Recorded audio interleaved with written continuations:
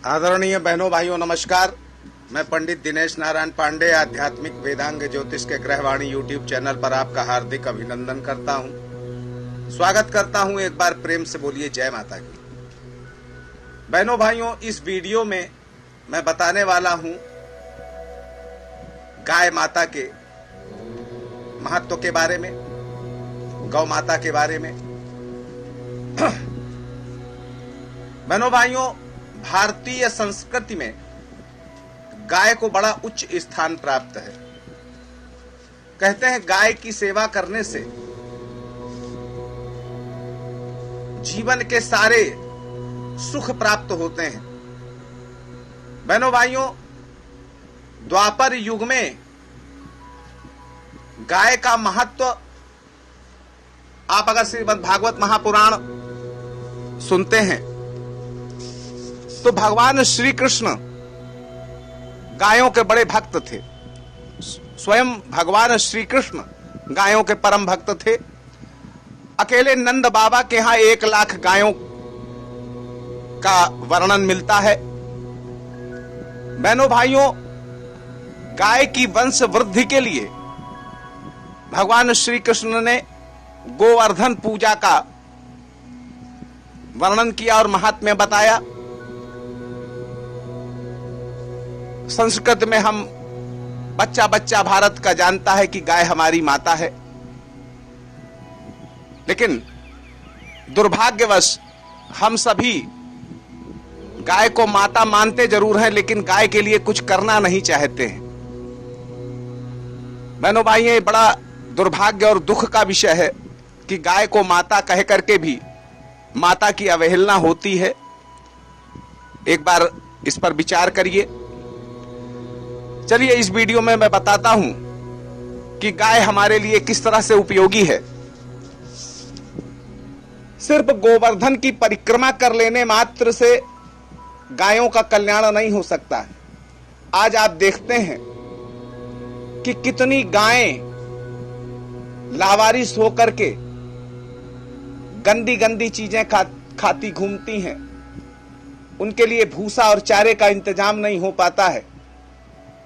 अगर गाय बीमार हो गई तो उसको रास्ते में मरना ही है, फुटपाथ पे। सोचने की बात है, विचार करने की बात है। बहनों भाइयों, ज्योतिष में मैं बता दूं तो गोधूलि का जो समय होता है, यानी जब गायें पहले चरने जाती थी और शाम को लौटते वक्त जब वो अपने स्थान पर आती थी, तो शाम के उस वक्त को गोधूलि बेला कहा जाता था। गोधूलि बेला बहुत शुभ मुहूर्त माना जाता है किसी भी कार्य के लिए।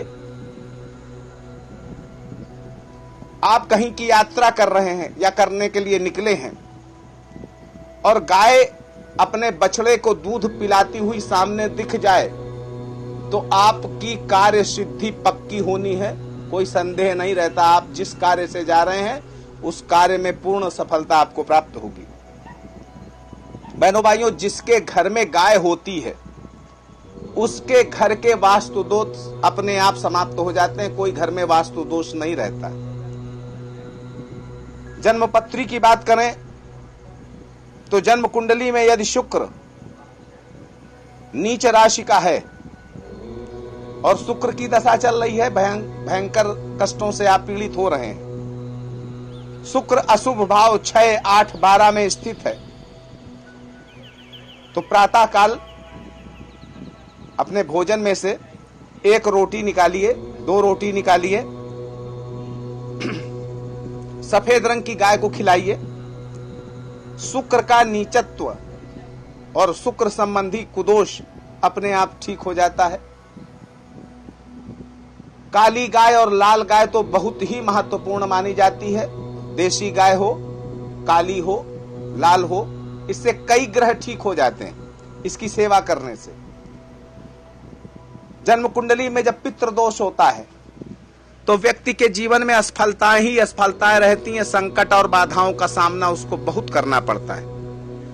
पितृदोष का निवारण सिर्फ गाय की सेवा करने मात्र से ठीक हो जाता है। पितृदोष क्या होता है? सूर्य, चंद्र, मंगल या शुक्र, इनकी युति अगर राहु से हो जाए तो पितृदोष माना जाता है। सूर्य पिता का कारक होता है, मंगल रक्त से संबंधित होता है। इसी कारण सूर्य यदि शनि, राहु या केतु के साथ स्थित होता है या दृष्टि संबंध में होता है, या मंगल की युति राहु या केतु से होती है तो पितृदोष माना जाता है। इस दोष से जीवन संघर्षमय बन जाता है। तो यदि पितृदोष हो तो गाय को प्रतिदिन या कम से कम अमावस्या को रोटी, गुड़, चारा यदि खिलाते हैं तो पितृदोष अपने आप समाप्त हो जाता है।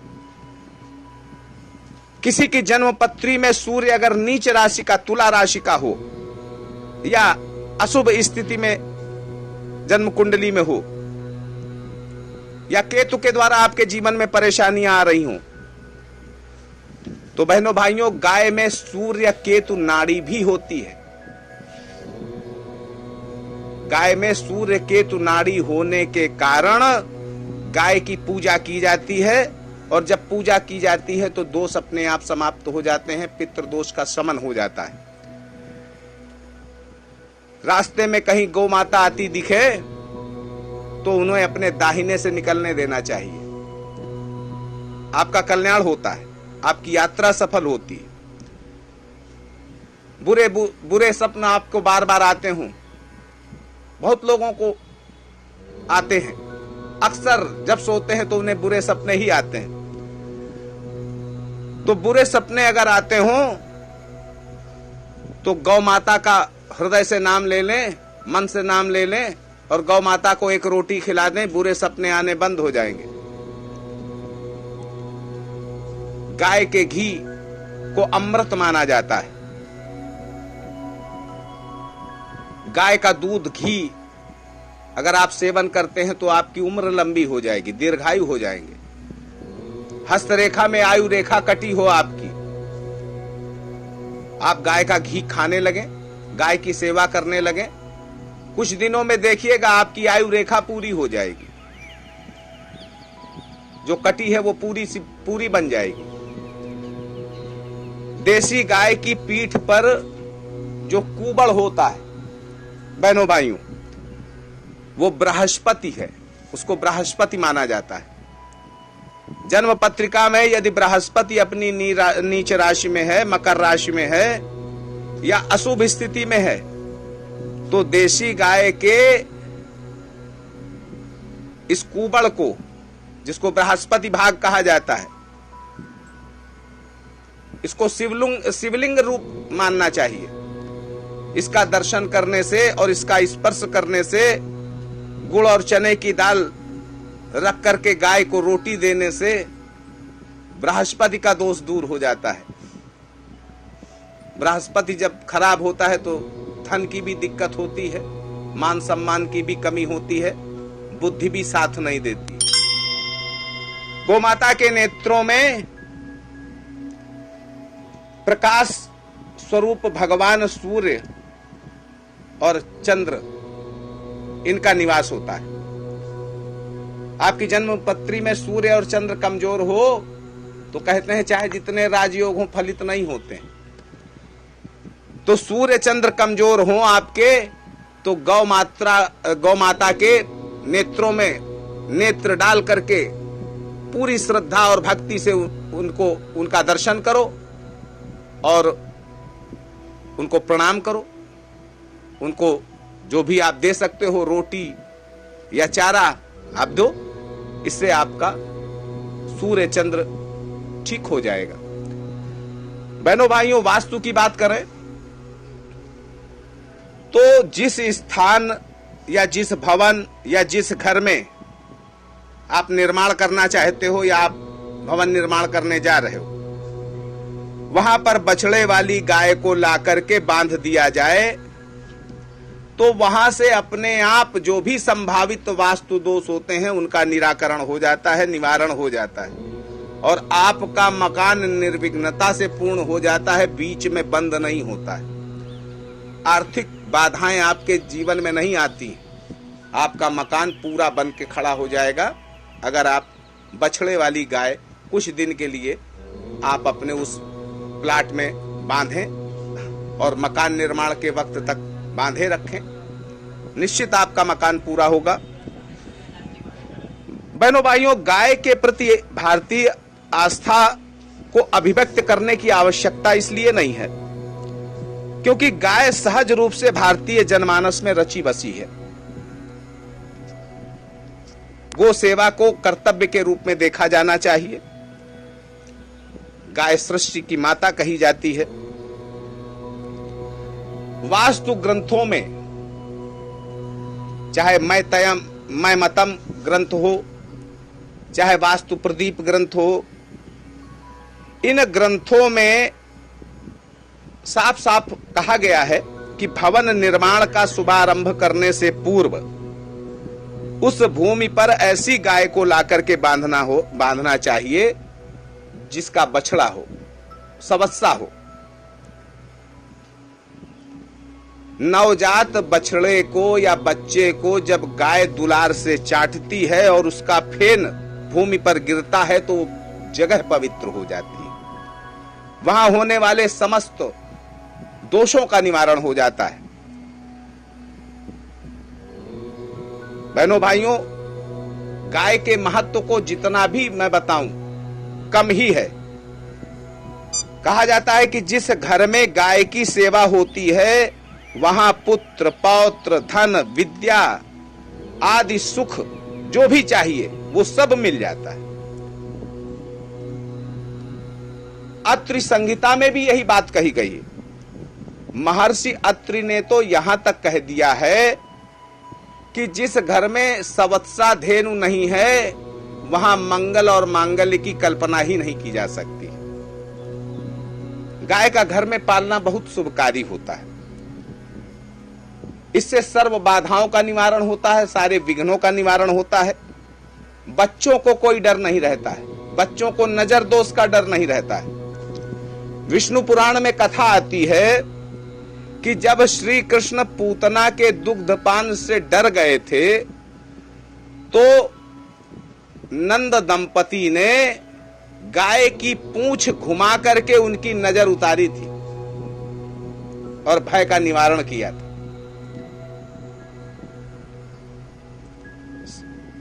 बहनों भाइयों, पद्म पुराण, कूर्म पुराण, इन सभी में कहा गया है कि कभी भी गाय को फांद करके या लांघ करके नहीं जाना चाहिए।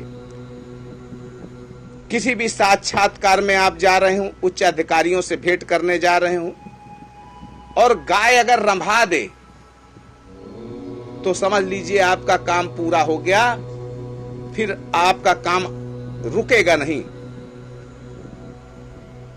संतान जिनके नहीं होती है, जिनको संतान नहीं हो पा रही है, उनके लिए तो एक पूरा विधिवत प्रयोग है गाय की सेवा का। गौ सेवा, गोदान करने से उनको ये लाभ मिल जाता है। गोदान करने से, गौ सेवा करने से यमराज का भय नहीं रहता है, नरक की यंत्रणाओं का भय नहीं रहता है, नरक की यंत्रणाएं नहीं मिलती हैं। गाय की पांव की धूली भी बहुत महत्वपूर्ण होती है, पाप विनाशक होती है। गरुड़ पुराण में ये बात कही गई है और पद्म पुराण में भी यही बात कही गई है। बहनों भाइयों, ज्योतिष और सारे धर्मशास्त्रों में एक बात कही गई है कि गोधूली बेला सबसे उत्तम बेला मानी जाती है।